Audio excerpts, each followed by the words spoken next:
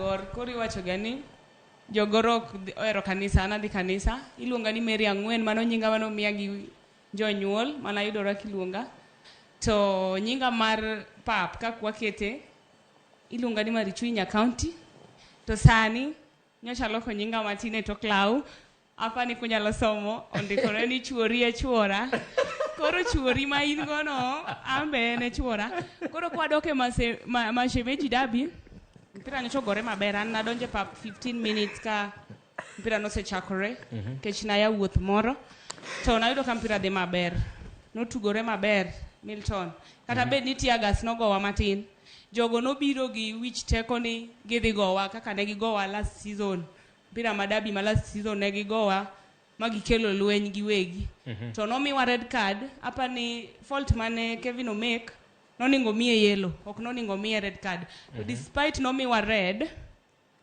nwatugo 90 minutes plus to pod ne walogi kani nena chieng'no nating'o bags ariyo gi 3 points noturanyo wuoyo erokamano. Okay, to kaluwore gi kaka nobedo no uneno ka Gor Mahia por biro chwado Semeji e kinde mabiro koso chal nade? Semeji yeye ni Gor Mahia gi nyaka chieng.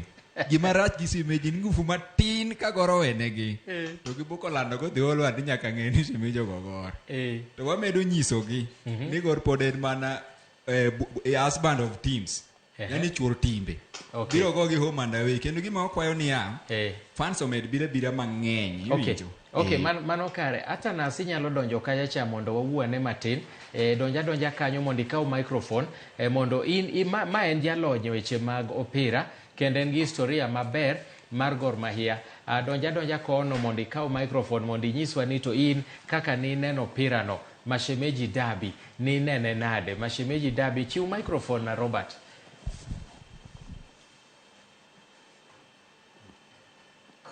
Thuolo en mari. Okay, Mashemeji Derby, I think Gor nogocho maber nikech kinyalo rango ni team ma obedo reduced to 10 men gibedo gi energy moro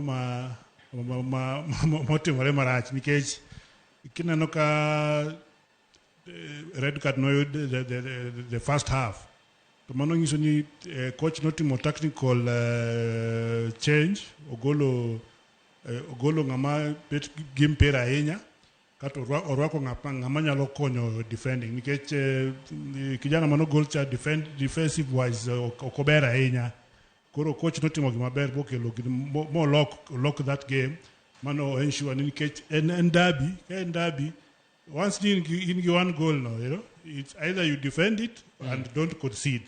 Koro I think tactically McKinsey no bedo malo matin. Okay, so kaki nyalo wacho cha wach mar red card cha no deserve koso no nen gima no chalo gima nok ber.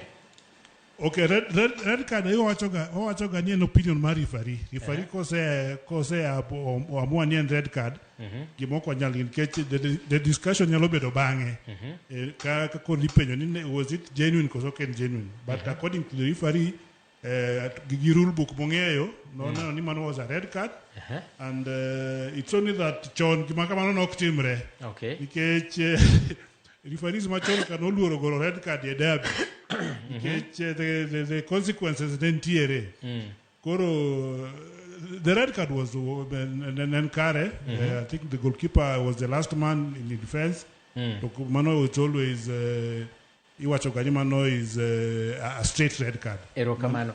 Agomba hinya ni monda bia luongi especially Athanas Obala. Wang'eyo ni in historia matute e club mar Gor Mahia chakre 1970. Wadwari e chenro ni maful makoro wang'eyo historia mar Kogalo. Sae moyombo wasani nikech wan gi dakika 15 to watieko chenro pod wadwa dhi nyime. Mana wach mogik kae to watiek masani. Ana maduong' awacho goero kapano ni Ramogi kuom luonga e studio ka. Ne radio biro TV ka to ambende agoero kamano nikech komia thuolo tabro miyo ji history matin mang'eyo mar Gor 70s agoero kamano ini hingo dakika 5 mwachiwogi erokamano ahinya watieko gi johera mag Kogalo waduogo korwa koni Michael this 1-0 3 points red card Mano iluongo ni summary ma kare. Summary ma kare. Nikech onge mang'eny mane wadwaro kanyo. Ne wadwaro ni bora ni waluoko semeji, to miheso be ok owang'onwa skul. Mano ne wahakikisha ni ne watimre. Jagol be ne wamiyo gi on loan. Chal kama ne okonyowa sauti. Ng'ama ne wanyiewo kuomgi. Be ne okonyowa seriously. Austin Odhiambo dhi oloyo gi. Koro gik moko ne otimre ne Gor maber kabisa throughout the match. Lakini jagol mane okawo kar number 1 to be ne udil kodwa maber kabisa. Number 2 goalkeeper ne marshal defense e yo makende. Nikech kata obedo ni Joshua Giri ne tugo maber e defense kacha, lakini ng'enyne luwore ga gi kaka jagol bopango wall mare mar mondo mi risasi kik goyo. Okay, wago mana ng'wech Willis. Ineno nade dabi. Red card nika, goal achiel nika. Mokwongo nyisa ne gimiwacho ni blanda mar goalkeeper Levis Opio. Ne en blanda koso? Okay, aparo ni... Ne en match fixing. Onyalo bedo blanda, ok en match fixing nikech ne gini ne donge nomiyo defender to defender duoko ne. Aparo ni nok ong'eyo nikech Omala gi Austin obiro Monaro, Onaroe. Koro aparo ni kaka dine nok o act very swiftly. Dino be no act mapiyo, no go safe. Kata ogolo kona. To but ing'e ni nani no biro piyo. Austin. Gino dongo timene kata ne Arsenal, there was a time abende goalkeeper Ramsdale. Yes, Ramsdale. Koro en gima timore ga Jaka Black. En mane kosa timore, to timre kanye, to timre game mane, to timre jomage. Bwana cha nyinge, to gi timo gochone, emno dwa, koro odwa medo hinye. Koro kanye winjo ni match fixing, kanye omiyo ni jogi koni ni nadi. But kineno ka game no chakre, tempo game ni malo. FC gi Gor Mahia, game no chakre maber sana. Bang red card no, kanye makoro do tempo dok piny. Matini FC pod no, kama ne gomiye red card ja, gin gidhi na mbele kaka ne gichake.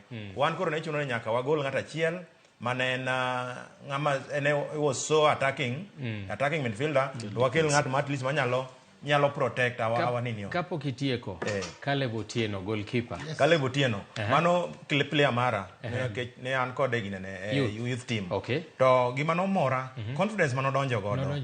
No mora kabisa. Taparo ni mane osebedo ka nikech game wa mokwongo, en mano mako, ka season chakre, en mano mako, ma ne nitiero consider goal moro mok ber. To aparo ni nitie confidence mo machako duogo niniga. Coach bende mane mongine ber ma coach mag wasungegi. Msungu no kata kikoso to ndiye omi geno. Koro osebedo komiyo kijana ni geno nikech each and every match kijana ni e bench. Each and every match but ne kijana no be aparo ne obende ne en psyched to no ose na aparo no bende ne gi paro moro ni maybe kata ka gimobila no nyatimore. To odhi mna donjo. Kendo recovery mano timo ne ber kabisa. Ma onge goal mano concede, punching no punch maber. Kendo Caleb no tugo maber kabisa. Okay, Festus. Anaparo ni nte sama wanwanie show kaba nyisi ni Tusker pod no wan gi hope mar tingo league. Lakini kaka sani koro chal ni asegonyo kombe. Asegonyo gorno digo kombe. No migi red card the first half to macha game maduong. One of the biggest derbies in Africa. To gigo the remaining minutes in 10 minutes of you 3 points. So aparo Gor no nyiso character. To pia tactical changes mane coach otimo aparo ni mano miyo Goro omedo oyudo 3 points despite bedo ne nigi chua pare kose jotuga pare pap. So aparo Goro senyiso character to kombe anasegonyo nigi kora dwa mana nigi team preparation agi the calf kacha give at least gikel matokeo. Wawere gi wach mar derby nikech saa tin wadongi dakika 12 kende twaloro chenro. League maduong' ma piny Ingereza EPL, Chelsea, Arsenal. Yawa kata kigo ng'ato yawa. Ang'o notimore gi Chelsea? Gunde abich. Chelsea nene akare. Go beni wacho ni ang'o ma Arsenal osetimo. Man of match fixing. Onge match fixing. Makane wago gunde 9 by the way. Apar. Goal achiel. First half. Jo Arsenal to kata ko wenu to nine wago. Wenwa. Chelsea ng'ama iwene ng'ato. Chelsea cha okwene ng'ato. Macha waluoko. Aya, wane ane gonde go kaka nobedo. Mag Chelsea gi Arsenal.